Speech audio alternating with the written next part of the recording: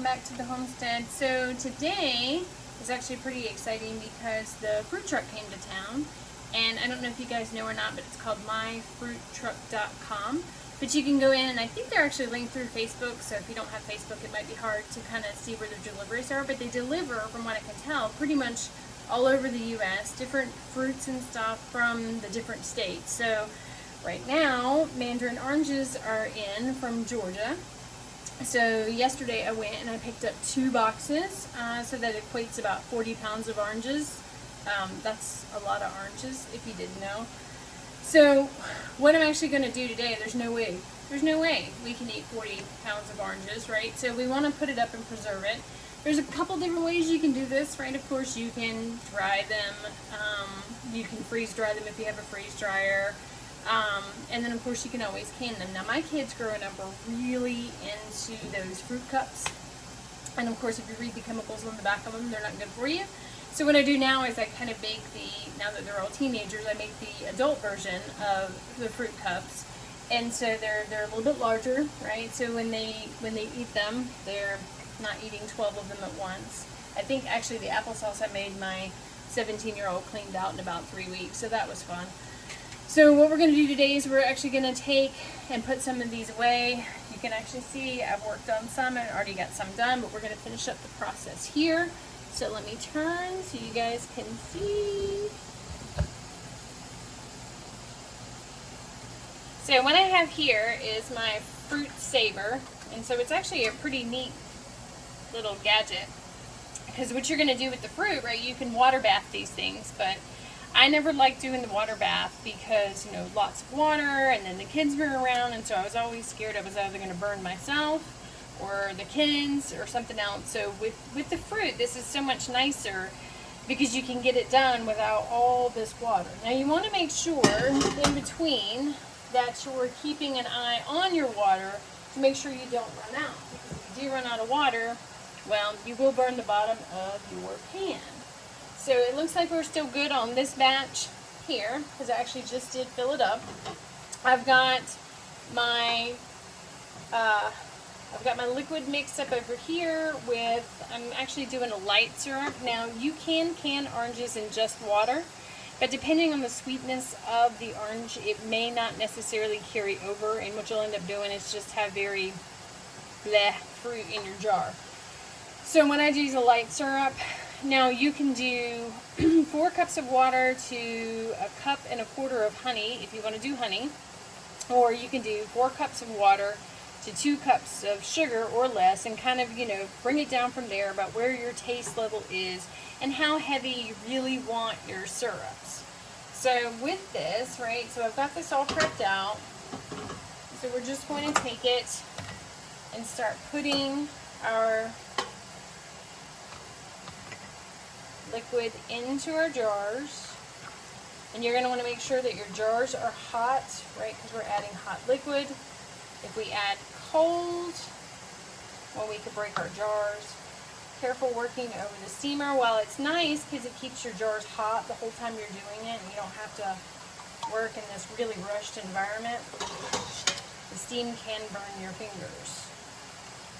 So just work with zest. So we're going to fill these all up, leaving about a 1/4 inch headspace at the top. And we need to make room, make sure we take out our air bubbles, so we'll do that next.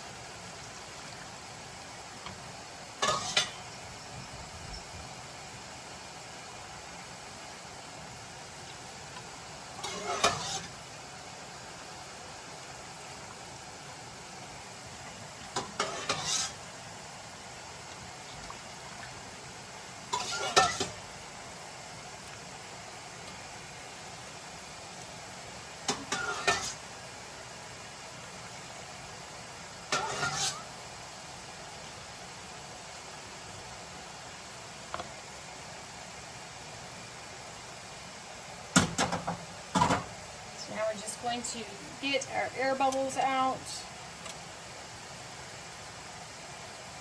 I'm just going to kind of mess it around. Now, as you move these around, if you make enough room and you don't have your fruit covered the way you should, you can always add more. Ooh, that steam's getting me good.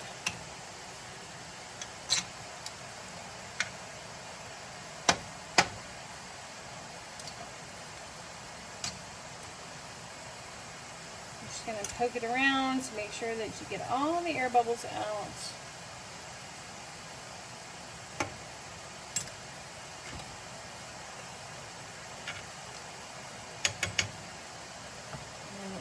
To do is you're now going to run a paper towel or a regular towel or something around the top to make sure that none of the juice or any particles or anything are on the edge of our jars that would prevent a very good seal. And then we're going to take our lids. Put our lids on.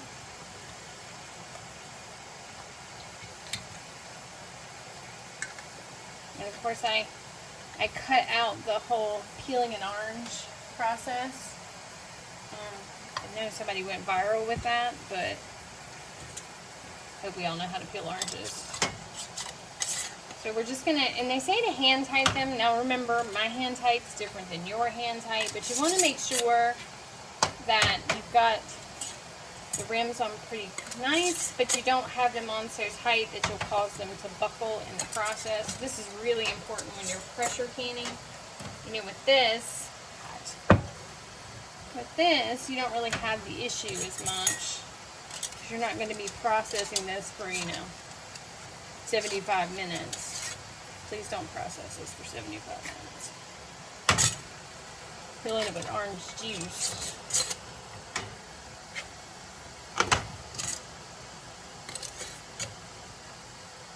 And you do get used to it.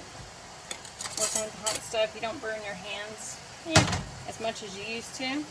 Now we're going to take our little fruit saver. Now there's a dial on this. I don't know if you can see it really well in the camera, but it kind of tells you where your elevations are. And so as long as you know where your elevation is, you're going to set yours. Now we are above 1,000 feet in elevation here in the Ozarks.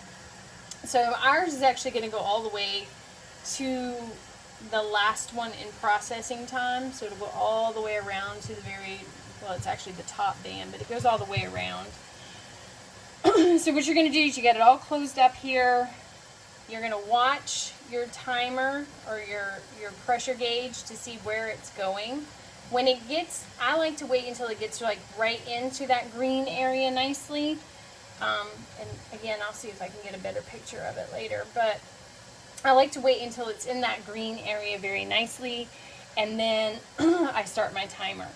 Now again, in timing and processing your fruits and other items, each fruit has a different time, and depending on your elevation, a different overall time in the processor, right? So like sometimes it's 10 minutes. Depending on your elevation, you'll add 5 minutes processing time to it. So these are actually for us going to go about 15 to 20 minutes. So we'll set our timer once it gets there. In the meantime, I want to put the top on the rest of this. So we don't want anything to crawl in there because the sugar will definitely attract. We're getting very close to our pressure point. And you just kind of listen to it to make sure that the water's still in there. The more that you do this process, the more familiar that you will become with like listening to it, especially with, again, we're only using like this much water in the bottom of it to build this steam pressure in here. And it's nice because, again, if I'm working with this, it's not extremely heavy to continue to process foods. Those jugs with the waters in them, I mean, they can get ridiculously heavy, and right now it's not bad, but later as I get older, I don't want to be lugging 5 gallons of water across my kitchen. So again, this is getting very close, and I think by the time we're done, I think I'm going to end up with close to 40 jars processed of oranges, pint jars. So that should hopefully hold them off a week. And the great news is like everything in this, I know what's in it. I know if it's organic honey. I know it's organic sugar, like whatever you ultimately put in it. Or if you decide you can get creative and you can take juices like other juices. Like if you've already made grape juice or something, you've got that canned up and you want to actually use it, and you can throw that in there on top of it and can it in other juices. My blueberries and my cherries, I can them in white grape juice.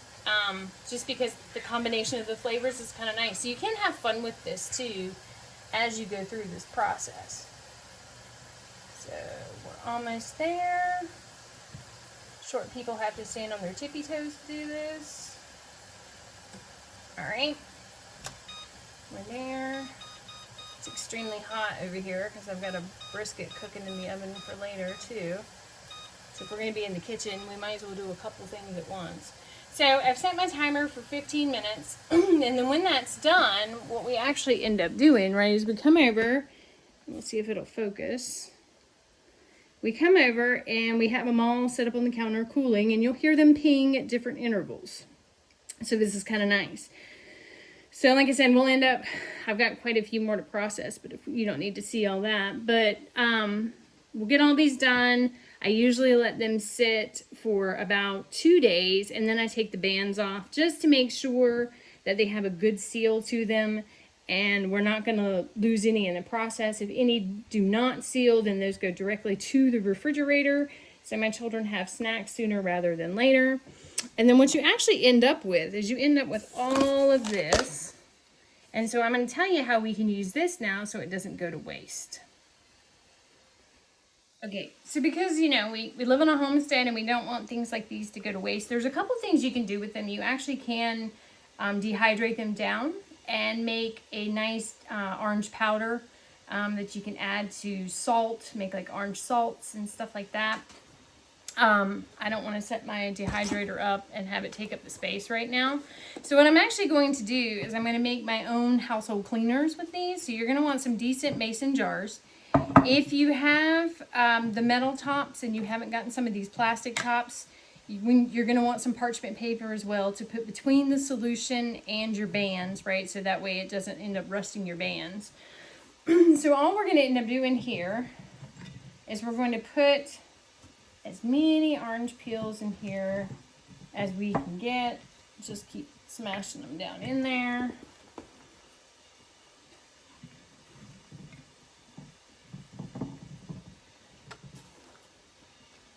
See how many we can get in here. And again, I'm making them snug. I mean, the vinegar will be to get between them. But again, it's like you want them in there. So then all we're going to do is now cover them with vinegar.